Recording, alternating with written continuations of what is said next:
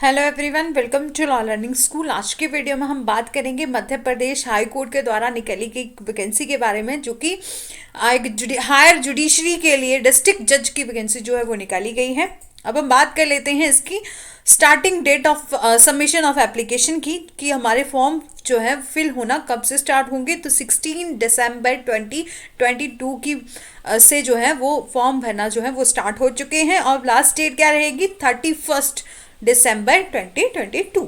ठीक है। अब हम बात करते हैं, यदि जो है फॉर्म गलत भर दिया जाए, मतलब एक गलत फॉर्म जो है वो सबमिट हो जाए, तो या उसमें कुछ करेक्शन करनी हो, तो पीरियड ऑफ करेक्शन क्या रहेगा 5 जनवरी 2023 से लेकर 7 जनवरी 2023। ठीक है। और जो हमारी प्रीलिम की डेट जो है वो अभी तक नोटिफाई नहीं हुई है, ना ही हमारी मेंस की डेट जो है वो नोटिफाई हुई है। ठीक है। अब हम बात कर लेते हैं इसकी वैकेंसीज के बारे में। तो हमारी 12 वैकेंसीज जो है वो निकली है। तो हम बात कर लेते हैं कि हमारी जो कैटेगरी वाइज कितनी वैकेंसी है। तो शेड्यूल कास्ट के लिए हमारी 2 वैकेंसीज रहेंगी, और शेड्यूल ट्राइब्स के लिए हमारी 2 वैकेंसी रहेगी, ओबीसी के लिए भी 2 वैकेंसीज रहेंगी, और जो हमारी अनरिजर्व्ड है उनके लिए 6 वैकेंसीज जो है वो रहेंगी। ठीक है। नेक्स्ट हम बात कर लेते हैं एलिजिबिलिटी क्राइटेरिया के बारे में। तो पहले तो बोला सिटीजन ऑफ इंडिया होना चाहिए, और दूसरी बात की क्या की है कि 35 एज से कम एज नहीं होनी चाहिए, और जो है 45 से ज़्यादा नहीं होनी चाहिए। ठीक है। और साथ ही साथ क्या होना चाहिए, एटलीस्ट 7 ईयर का एक्सपीरियंस होना चाहिए एज एन एडवोकेट का। ठीक है। ओके। यही एक्सपीरियंस मांगा जाता है ज़्यादातर जो हायर जुडिशरी के लिए वैकेंसीज आउट होती हैं, तो उसी में यही मांगा जाता है कि हमारे पास एडवोकेट एज एन एडवोकेट कितना साल का, जैसे कईयों में 5 ईयर, कईयों में 10 ईयर मांगा जाता है, कईयों में 7 ईयर। तो हमारे मध्य प्रदेश हाई कोर्ट की वैकेंसी में जो डिस्ट्रिक्ट जज की वैकेंसी निकली गई है, उसमें 7 ईयर का एक्सपीरियंस जो है वो मांगा गया है। और साथ ही साथ जो है वो अब हम देख लेते हैं नेक्स्ट की प्रोसीजर क्या है। प्रोसीजर क्या रहेगा हमारा, जो एग्जामिनेशन फीस की बात कर लेते हैं पहले। तो अनरिजर्व्ड कैटेगरी के लिए 977 जो है फीस देनी पड़ेगी, और जो रिजर्व्ड कैटेगरी हैं एससी और एसटी, उनके लिए 577 रुपीज़ जो है वो फीस देनी पड़ेगी। और अब एक साथ ही साथ मैं बात बता देती हूँ कि ओबीसी, एससी और एसटी ये उन्हीं जो है मध्य प्रदेश के लोग होंगे, उन्हीं को ये जो है रिजर्वेशन है वो मिलती है। अदरवाइज बाकी स्टेट से जो ओबीसी और एससी कैटेगरी के पर्सन जो फिल करते हैं फॉर्म, उन्हीं जनरल कैटेगरी में ही रखा जाता है। ठीक है। यहाँ लिखा भी है candidate from the state other than Madhya Pradesh, वो सारे ही अनरिजर्व्ड कैटेगरी में आते हैं। अब हम बात कर लेते हैं, और साथ ही साथ यहाँ दिया गया है कि नो ट्रैवलिंग एक्सपेंसेस, जो भी आप ट्रैवलिंग एक्सपेंसेस खर्च करेंगे आपके प्रीलिम एग्जाम के लिए, मेंस एग्जाम के लिए, वो आपको नहीं दिया जाएगा। और सिलेक्शन प्रोसेस क्या रहेगा, तो वैसे ही एक मतलब प्री एग्ज़ाम होगा, दूसरे बाद इसके बाद होगा मेंस एग्ज़ाम, उसके बाद होगा हमारा इंटरव्यू। अब एग्जामिनेशन जो हमारा प्री है उसकी सब्जेक्ट देख लेते हैं। तो हमारा सिलेबस क्या रहेगा प्रीलिम एग्जाम के लिए, तो Indian penal code, code of criminal procedure और एविडेंस एक्ट आएगा 27 मार्क्स का। ठीक है। 27 ही क्वेश्चन आएंगे। और दूसरा किया है कि civil code of civil procedure, transfer of property act और इंडियन कॉन्ट्रैक्ट एक्ट जो है वो पूछा जाएगा 20 मार्क्स का। और साथ ही साथ कॉन्स्टिट्यूशन ऑफ इंडिया पूछा जाएगा, और स्पेसिफिक रिलीफ एक्ट 1963 पूछा जाएगा, narcotic drug and psychotropic substance act पूछा जाएगा 1985 का, 4 नंबर का ये आएगा, 4 ही क्वेश्चन आएंगे। लिमिटेशन एक्ट और negotiable instrument act MP land revenue code is 1959 is MP accommodation control act 1961, Hindu marriage act 1955, Hindu succession act, जो हमारा हिंदू लॉ कंप्लीट है वो सब कुछ पूछा जाएगा। ठीक है।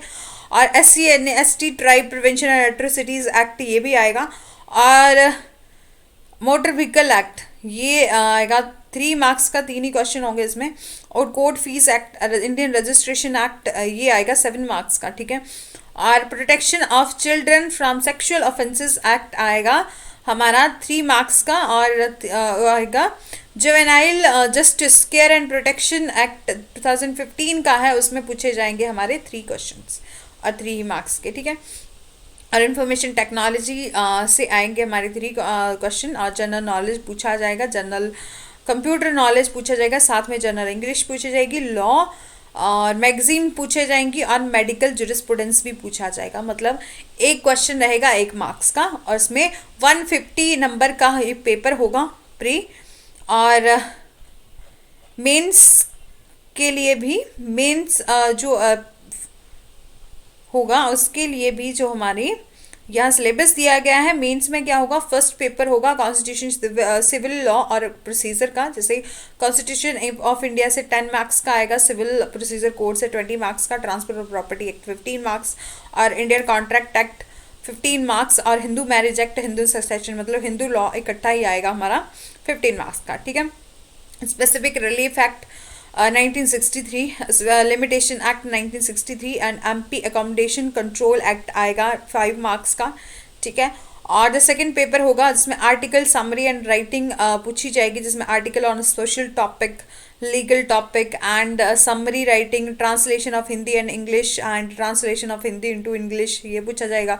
पेपर 3 होगा हमारा लोकल लॉ का, जिसमें क्रिमिनल लॉ प्रोसीजर और Indian penal code, criminal procedure code, Indian evidence act, scheduled tribe and scheduled caste act, और protection of children from sexual offences act 2012 की बात की गई है यहाँ, ये पूछा जाएगा। नाइकोट्रोट की NDPS जो है वो पूछा जाएगा, और नेगोशिएबल इंस्ट्रूमेंट NI एक्ट जो है वो पूछा जाएगा 5 मार्क्स का।